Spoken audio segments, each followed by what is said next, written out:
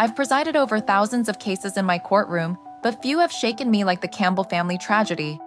When 18-year-old Mason Campbell vanished from his family's rural Kentucky home on a cold February night, what appeared to be a simple missing person case quickly unraveled into something far more sinister.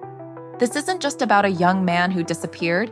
This is about a family torn apart by greed, violence, and secrets that some would kill to protect. Tonight, I'll reveal how a generations-old inheritance dispute created the perfect storm for tragedy, how family members turned against each other with deadly consequences, and how one night of violence changed everything forever. In the judgment room, only facts matter, and the facts in this case will shock you. The Campbell family has owned property in Millfield County, Kentucky for 3 generations. Robert Campbell, 72, and his wife Dorothy, 68, became guardians to their grandchildren after a devastating family tragedy 5 years ago. Their son David Campbell died in a car accident, leaving behind 18-year-old Mason and 22-year-old Owen. Their mother Sarah Campbell, overwhelmed by grief and unable to cope with 2 troubled boys, abandoned them shortly after the funeral and disappeared. Robert and Dorothy, already in their 60s, suddenly found themselves raising teenage grandsons while grieving their own son's death. The family homestead, a sprawling property that included the main house, outbuildings, and most importantly, Campbell's General Store, became both their livelihood and the source of growing conflict. David Campbell's will had left the store to Mason, creating bitter resentment in Owen, who believed he deserved control as the older son. What started as inheritance disagreements had escalated into daily confrontations, threats, and, according to neighbors, increasingly violent encounters between brothers still traumatized by losing both parents. February 14, 2025, Valentine's Day became the Campbell family's nightmare. According to grandfather Robert Campbell's testimony, the evening began like many others, with tension you could cut with a knife. Mason had spent the day working at the family store while Owen had been drinking and becoming increasingly agitated about what he called his rightful inheritance. Around 9 p.m., the brothers began arguing in the living room about store management and money. Dorothy Campbell, the grandmother, told police she heard shouting but didn't intervene because, quote, the boys always fought about something.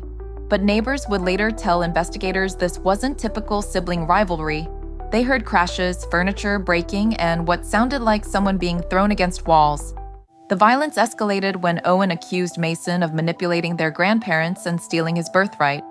By 11 p.m., the house had fallen eerily quiet. Robert Campbell claims he checked on both boys around midnight and found them in their respective bedrooms. But at 4 a.m., when Dorothy went to wake Mason for his early shift at the store, she made a chilling discovery. Mason Campbell was gone. Look, I ain't gonna lie to you. Mason and me, we had our problems. But I didn't hurt my little brother, no matter what anybody says. That night, yeah, we argued about the store again. He was always acting like he was better than me, like grandfather's favorite, you know? Said I was too irresponsible to run the family business. Called me a drunk and a failure. So yeah, I pushed him around a little, but nothing serious. Just normal brother stuff. After grandfather came around checking on us at midnight, I went to my room and passed out. I was pretty drunk by then. Next thing I know, grandmother's screaming and crying, saying Mason's gone. I thought maybe he just went for a walk to cool off, you know? Mason did that sometimes when he was upset. But then hours passed and he didn't come back. That's when I started getting scared. I mean, it was February. Cold as hell outside. Where would he go? In the middle of the night with no coat, no car? I called his cell phone maybe 50 times. Went straight to voicemail. That's when I knew something was really wrong. Mason never ignored his phone. Never. I started thinking maybe he ran away because of our fight, and I felt terrible about it. But running away doesn't make sense either. Mason loved that damn store more than anything. What happened next reveals the dysfunction that had consumed the Campbell family. Instead of immediately calling police when Mason disappeared, the family spent hours arguing among themselves about what to do. Dorothy Campbell wanted to search the property first, convinced Mason was hiding somewhere on their land. Robert Campbell suggested waiting until morning, believing Mason would return on his own. Owen insisted they should call Mason's few friends before involving authorities, but the most disturbing detail emerged during police interviews. This wasn't the first time Mason had disappeared after a family fight. According to neighbors, Mason had left home twice in the past 6 months following violent confrontations with Owen, always returning within hours. The family had developed a pattern of waiting, assuming Mason would cool off and come back. This time was different. As dawn broke over Millfield County, Mason Campbell was still missing. It wasn't until nearly 8 hours after Dorothy's discovery that Robert Campbell finally called the sheriff's department. By then, if Mason was in danger, precious time had been lost. And if someone had harmed Mason during those violent hours on Valentine's night, they now had almost a full day head start to cover their tracks or dispose of evidence. When Millfield County Sheriff's deputies finally arrived at the Campbell property, they found a family in chaos and a crime scene that had been contaminated by hours of foot traffic. Detective Sarah Mitchell would later testify that the Campbell family members gave contradictory statements from the very beginning. Dorothy claimed she last saw Mason sleeping peacefully at midnight. Robert insisted he had checked both boys' rooms and found them safe. But Owen's story kept changing, first claiming he never saw Mason after their argument, then admitting he had gone to Mason's room around 1 a.m. to apologize, finding it empty.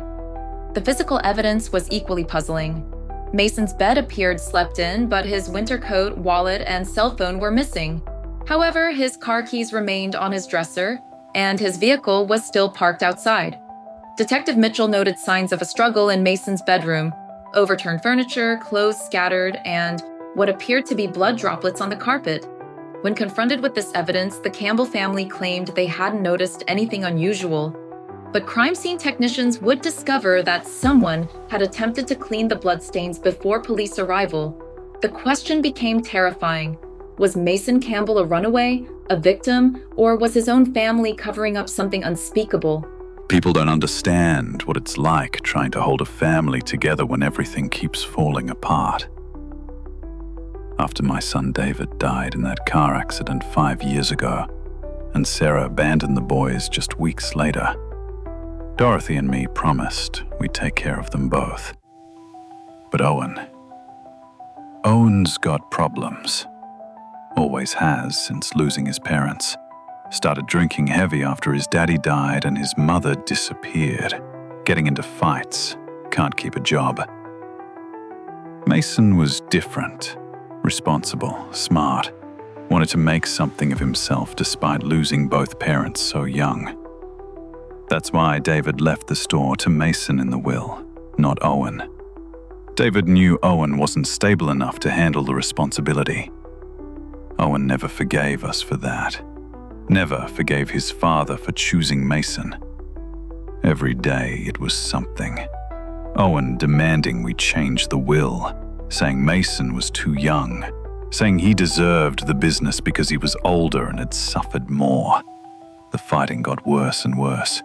Mason tried to be patient with his brother, understanding that Owen was still grieving, but Owen was getting violent.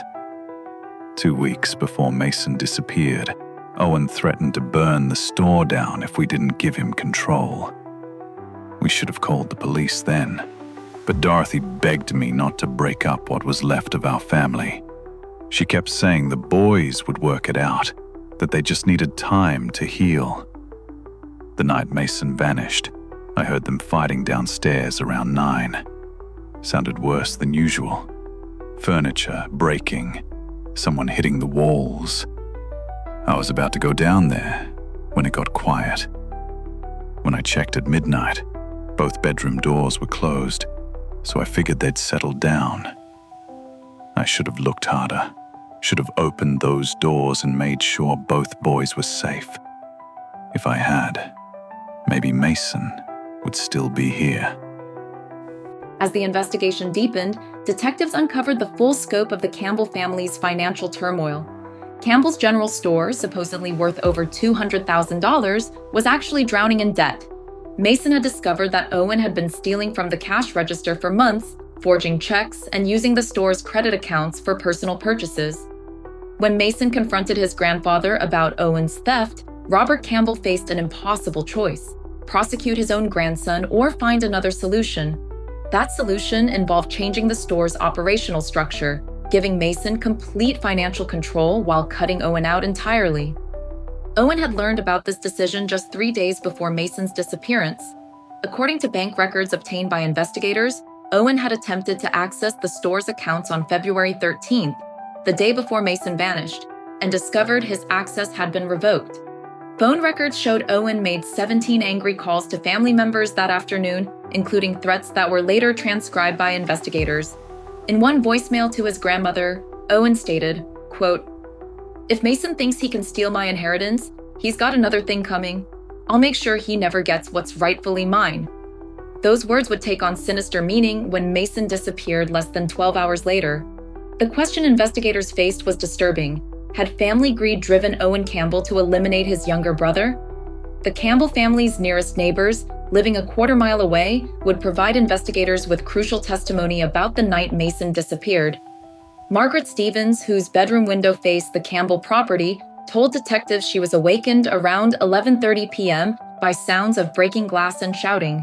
She testified that the noise was much louder than the Campbell brothers' usual arguments, describing it as terrifying and like someone was being hurt badly. Margaret's husband, James Stevens, confirmed hearing what sounded like a truck engine starting around 2 a.m., which was unusual because the Campbell family typically drove a sedan. The Stevens couple also revealed they had witnessed Owen Campbell burning items in a barrel behind the store 2 days after Mason's disappearance. When investigators examined the burn site, they found melted plastic fragments that could have come from a cell phone, along with fabric remnants that appeared to match the shirt Mason was wearing the night he vanished. Most damning of all, the Stevens family's security camera had captured headlights moving across their property around the time James heard the truck engine. The vehicle appeared to be leaving the Campbell property and heading toward the dense woods that bordered their land.